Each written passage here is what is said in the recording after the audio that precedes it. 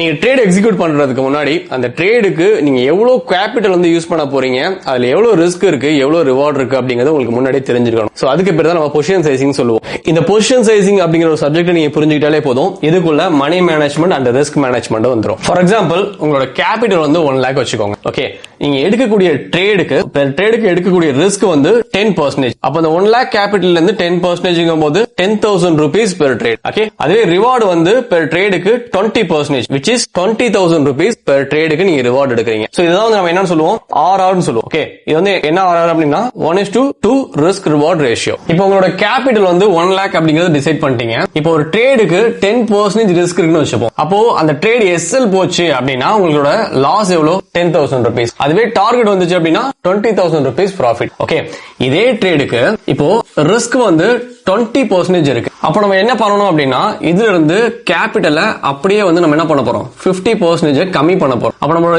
Use பண்ணக்கூடிய capital 50,000 rupees. Okay, in case இந்த 20% நம்ம எடுக்கக்கூடிய ரிஸ்க் வந்து ஸ்டாப் லாஸ்ல போகுது அப்படின்னா நமக்கு எவ்வளவு லாஸ் ஆக போகுது, சேம் 10,000 rupees லாஸ் ஆக போகுது. அட் சேம் டைம் டார்கெட் வருது அப்படின்னா 20,000 rupees டார்கெட் வர போகுது. அப்போ இந்த 1:2 RR அப்படிங்கிறதுக்கு நமக்கு எந்தவித பாதிப்பும் இருக்காது. இப்போ இந்த பொசிஷன் சைசிங் எப்படி பண்ணணும் அப்படிங்கிறது உங்களுக்கு புரிஞ்சிருக்கும். நான் உங்களுக்கு ஒரு சின்ன டாஸ்க் மட்டும் தரேன். சேம் உங்களோட கேபிட்டல் வந்து 1 lakh கன்சிடர் பண்ணிக்கோங்க. அதே 1:2 ரிஸ்க் ரிவார்ட் ரேஷியோ தான் நீங்க யூஸ் பண்ண போறீங்க. பெர் ட்ரேடுக்கு நீங்க எடுக்கக்கூடிய ரிஸ்க் வந்து 10%, மினிமம் ரிவார்டு வந்து 20% வந்து நீங்க புக் பண்ண போறதா வச்சுப்போம். ஓகே, இப்போ இன் கேஸ் நாளைக்கு நீங்க ஒரு ட்ரேட் எக்ஸிக்யூட் பண்ண போறீங்க, அந்த ட்ரேடுக்கு 13% ரிஸ்க் இருக்கு அப்படின்னா உங்களோட கேபிட்டல் நீங்க எவ்வளவு வந்து யூஸ் பண்ணிருப்பீங்க, அந்த கேபிட்டல்ல இருந்து உங்களுக்கு ரிஸ்க் ஆச்சு அப்படின்னா எவ்வளவு கேபிட்டல் போகும், அண்ட் ரிவார்டு வந்துச்சு அப்படின்னா உங்க கேபிட்டல்ல இருந்து எவ்வளவு கெயின் ஆயிருக்கும் அப்படிங்கறத எனக்கு கமெண்ட்ல சொல்லுங்க.